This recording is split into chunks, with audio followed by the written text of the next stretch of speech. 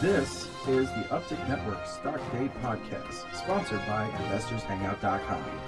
Penny stock news and interviews from the microcap world. Public information on OTC, pink sheets, and microcap stocks from around the world. With your host, Everett Jolly. On today's show, we have a very exciting guest with us. He is Ric Schumacher. He is the CEO of Pressure BioSciences. They trade on the OCQB under ticker symbol PBIO. Rich, and thank you for coming on the show. Hey, thanks for having me, Everett. You know, give my listeners just a little background of yourself and a little update of your company, and then I want to get into some Q&A today. Sure. Pressure BioSciences is a life science tools company. We make instruments and associated consumables that are used by the research laboratories all over the world. Research labs in the biological sciences are looking for cures for diseases, whether it be cancer, heart disease, diabetes. They are also studying animals, plants, and microbes. In order to do that, Everett, they need to open up the cells in these different systems and break them open and get out all of the biomolecules that hold the answers to what we're seeking. The DNA, the RNA, the protein, the lipids. We offer a system that's really new. It's 21st century. It's cutting edge, that uses pulses of pressure. We basically put the samples, the cells of these different microbes and human samples and plant and animal samples into a test tube inside of a pressure chamber. This sits on about the size of a big colored printer on your desk. And we squeeze the samples. We turn pressure on and off in the pressure chamber, on and off, and we break open the cells and release all of these biomolecules. This is in comparison to what I did when I was a scientist on the bench, and thousands of scientists do every day, which is mostly to mechanically break the samples, which has a number of issues, just to spin them with little beads and beat them up and crack them open and use blades to swivel them and break them.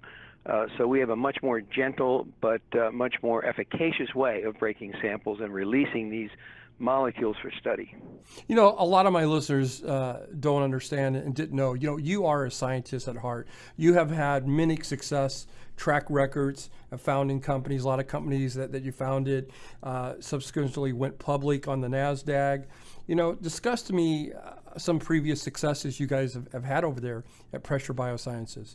Well, sure. I spent my first 13 years at Harvard Medical School after graduating college doing research, thinking about going to medical school. Decided I loved to combine business and science, Everett. So I spent 13 years doing research and doing some business. I left there in 1985, and I started my first company called Boston Biomedica. And with the help of a lot of good people, it went from one person, me, in my garage, to over 300 people. We took it public. We brought out a product line that has changed the way that blood banks and hospitals test for the last 15 or 20 years blood before they release it.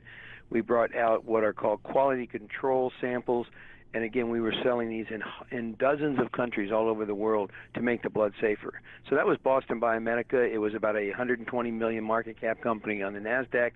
I also co-founded a company called Panicos Pharmaceuticals, which was an anti-HIV drug discovery play. It went from under a couple million in capital marketization to all the way up to about 700 million. And the third play I had, which is still alive today, is called Trinity Biotech. I was on the founding board of Trinity back in 1993.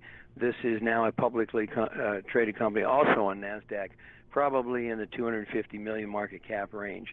So all told, Everett, my background after leaving Harvard Medical School to really focus on business is 3 successful businesses that have a total market cap of about $1 billion. So Pressure Bio is now my 4th.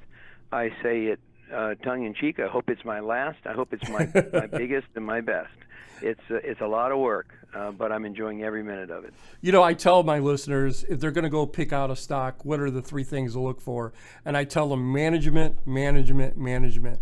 And as I could say for you, Rich, you are a hard worker. You have success story after success story. And you're not just a one-trick pony on that. Let me ask you this. Can you comment a little bit on PBI, the achievement of several important success that you guys have done so far in 2016? I know you guys have been doing some co-partnering. If you can extrapolate and tell us what you guys have been doing behind the scenes, I would greatly appreciate it.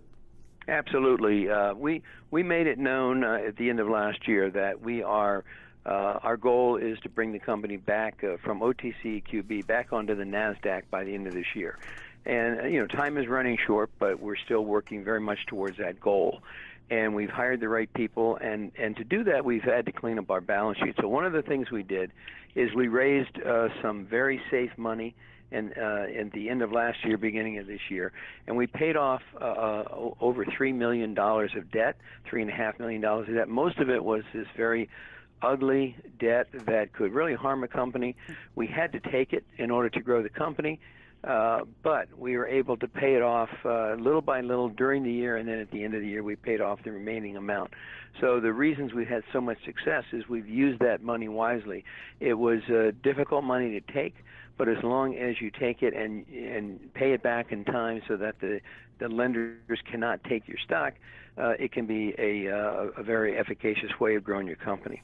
I concur with you. I didn't mean to interrupt you, but I totally concur with you on that. Go ahead.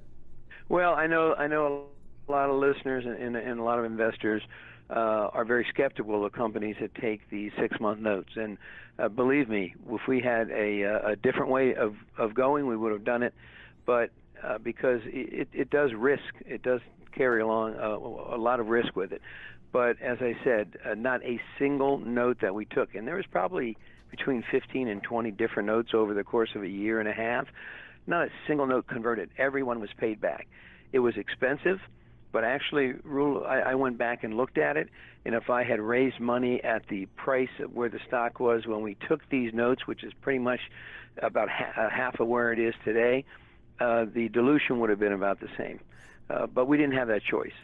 The other thing that we've done, you mentioned a couple of things that we've done, is in addition to cleaning up the balance sheet and making it much stronger, we also signed an exclusive 2-year co-marketing agreement with a fabulous company called SciEx. SciEx is a subsidiary of the Danaher Group that owns a lot of really top-notch life science companies. They own SciEx. SciEx has about almost 3,000 employees. They're the largest company, as far as we can tell. They're the largest company they have the largest market share in the world in selling an instrument called a mass spectrometer. Simply said, the mass spectrometer has become the gold standard by scientists on how to read a protein. So you're pulling proteins out of cells, looking for something that's different among the proteins that might lead to a cure, a new drug, a preventive medicine. And in order to do that, you have to pull it out. That's what we do with our pressure cycling technology. We pressurize a sample and we open it up and pull these proteins out. And then downstream of that, companies like SciEx and 5 others are the major companies in the world that sell an analytical instrument. A big instrument costs anywhere from usually $500,000 to over $1 million. And this instrument reads the proteins that come out of the cell to give you the information on what's different with this group of patients versus that group of patients. And in order, an ability to do a co-marketing deal with one of these 6 just a couple of months ago added tremendous capability to us and added tremendous credibility to our company too. My guest today is Ric Schumacher. He is the CEO of Pressure BioSciences. They trade on the OTCQB under the ticker symbol PBIO. So here's what we learned so far today. We strengthened the balance sheet. We got rid of the toxic debt. We have aligned ourselves with some great marketing partners. And let me ask you this. You guys put out a press release, I believe it was today, and you put out some previous press releases a week or 2 ago. Can you tell my listeners exactly what that's going to do for the company? Well, it's exactly right. We sent out a press release last week to announce the fact that we've spent the last year to 18 months developing our newest instrument. And this instrument was developed, designed all internally, and we brought it to one of the major mass spectrometry shows in the world, last month in San Antonio, and we showed it and we unveiled it to a very good reception from all of the people that we met there and saw there. This week we announced something even better. We announced that we've already sold, shipped, and delivered the first 5 of those systems. Wow! So we announced the release last week, and we've announced the shipment and the receipt by 3 different groups, Everett, this week. One is an Ivy League college with a tremendous background in life science research. One is our distributor in China who feels that this instrument is going to be very successful in the Chinese market. And the third, and this group received 3 of the 5, is very exciting for us. They were shipped to the Children's Medical Research Institute near Sydney, Australia. And the Children's Medical Research Institute has within its facility a very aggressive plan to look at 70,000 tumor cancer samples over the next 7 years. It's a program that's called PROCAN, P-R-O-C-A-N. And underneath PROCAN, these scientists are going to look at many, many different things that relate to cancer from these 70,000 samples, looking for information on developing new cures and new targets and new preventive strategies. And they are going to be using our system. They're going to be using the system we just released. We shipped 3 of them now to this group already. And they're going to be using our system combined with the SciEx mass spectrometry workflow and system to do the 70,000 tests over 7 years. So, in addition, I think some of your, maybe many of your listeners knew that on January 12th, President Obama talked about what he called a cancer moonshot. He talked about increasing and accelerating the work we're doing in trying to find a cure and better therapies for cancer.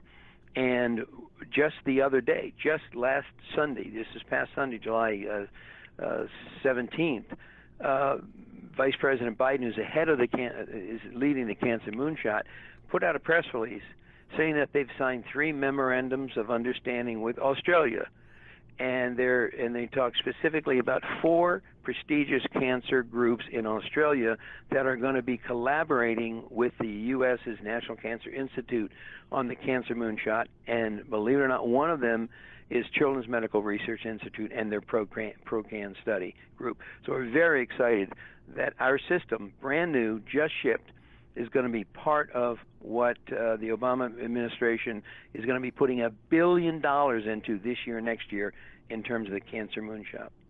Our company today with Stock Day is Pressure BioSciences. Leading the way is Ric Schumacher. He is their CEO. They do trade on the OTCQB under the ticker symbol PBIO. In closing, Rich, is there anything that you would like to get out to my listeners that you and I didn't get a chance to talk about? Well, I appreciate the opportunity. As you know, this has been it's been a long struggle. We feel like we are now well on the path to success. We've lined up all the things that I've talked about and that you mentioned in the talk. I think the one thing that I would say is that we still feel the bloom is not even come out on the rose. We feel strongly that the company is undervalued for a number of reasons, that all of these successes that have happened, basically the stock is in the same vicinity as it was a year ago, at around 40 cents to 45 cents a share. So I would say that this is an opportunity for your listeners to take a good hard look at Pressure Bio, PBIO, and to see whether or not this is a company that they think is up and coming. They may want to add it to their portfolio. And thanks for that opportunity. Ric Schumacher has been our guest today. Rich, thank you for coming on the show, spending some time with us. I wish you the best of luck in the future, and we're going to check back with you in a couple of months. Great. Thank you.